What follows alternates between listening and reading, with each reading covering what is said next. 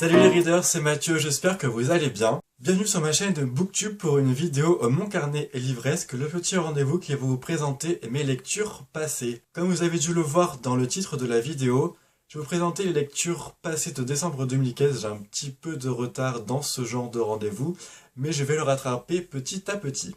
La nouveauté de ce genre de vidéo, c'est que je vais timecoder la vidéo. Dans la barre de description, vous allez pouvoir retrouver en face de chaque livre un petit indice temps.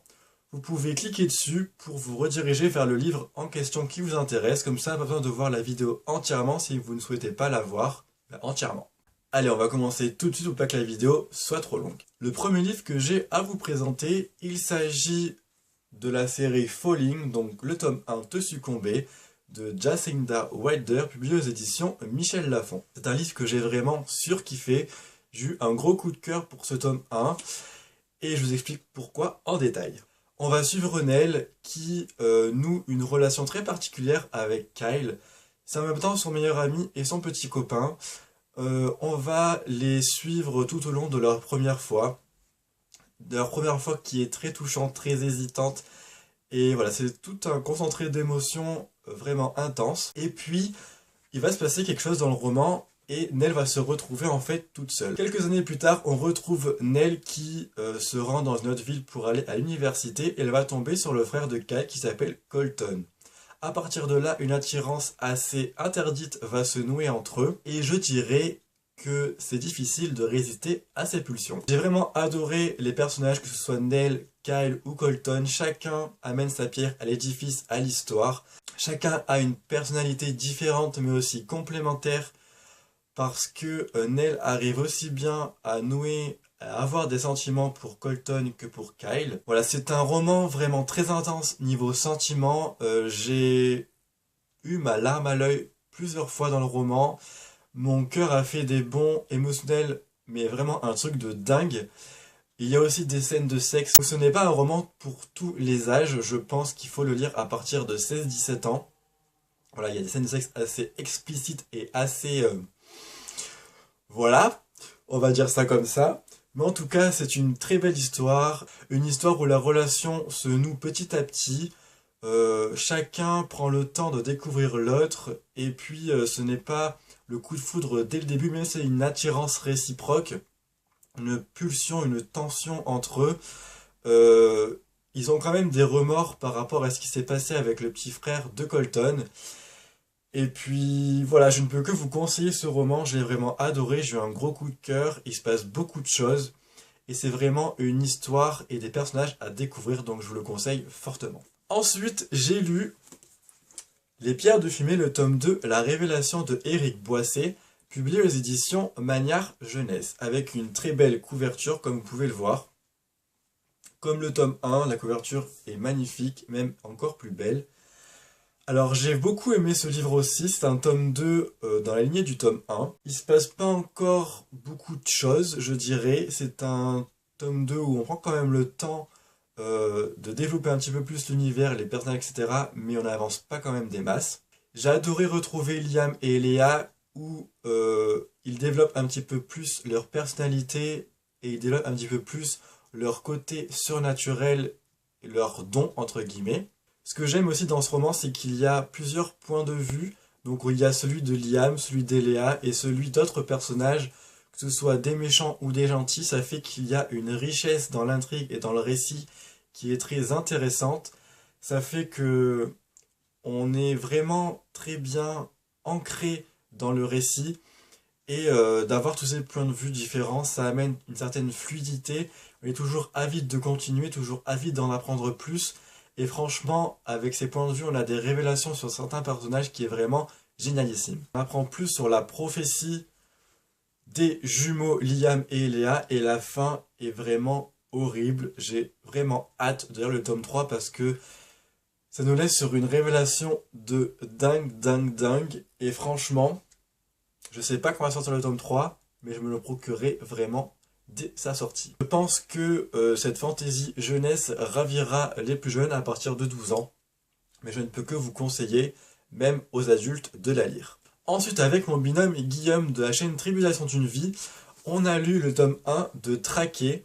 Donc cessez d'être la proie, devenez le chasseur des éditions Michel Lafon. Donc, dans ce roman, on va suivre John ou Jane, je sais pas trop comment on dit, qui est un humain et qui doit se cacher aux yeux des zombies entre guillemets. Donc pour se cacher, il doit enfouir ses émotions, rester stoïque, statique, avoir des comportements tels que peuvent avoir les zombies dans la vie quotidienne. Il va se passer quelque chose où Jen va être sélectionnée pour participer à une sorte de track. Et je vais m'arrêter là pour le résumer. Donc dans ce roman, avec mon binôme, on n'a pas vraiment aimé en fait ce premier tome. On l'a trouvé vraiment très très lent. Moi franchement je ne m'attendais pas à ce que ce soit tourné comme ça l'histoire. Avec la couverture, je me suis attendu à un Hunger Games avec des zombies, franchement je vous le dis tout de suite.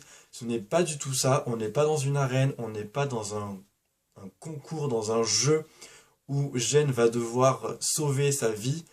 C'est vraiment toute une adaptation dans un contexte dystopique post-apocalyptique où les humains ont été décimés et où il n'en reste que très peu en fait. Et même s'il y a une certaine tension, une certaine atmosphère, l'auteur ne développe pas assez son univers, on ne sait rien du tout sur comment sont arrivés les zombies sur Terre, comment ils ont fait pour décimer les humains.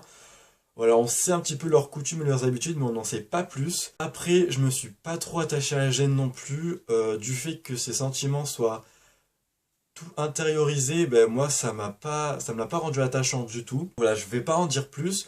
Pour moi, ça l'a pas fait, je ne lirai pas la suite, c'est certain. Après, je ne veux pas ne pas vous le conseiller, puisqu'il y en a qui vont vraiment adorer. En tout cas, si vous voulez le découvrir, il est sorti en poche il y a 1 an, je crois, à peu près. Donc voilà, à vous de faire votre propre choix. Ensuite, je vais vous parler de 2 BD. Alors, la première, il s'agit de Les Envahissants de Marie Pavenko et Marie Voyelle, publié aux éditions Livre de Poche. Alors, c'est une BD dont je vais pas parler beaucoup, parce qu'il faut la découvrir. Mais pour moi, j'ai bien aimé, mais sans plus, ça casse pas trop pattes à un canard. Les dessins sont sympathiques, même s'ils sont assez grossiers, je dois l'avouer.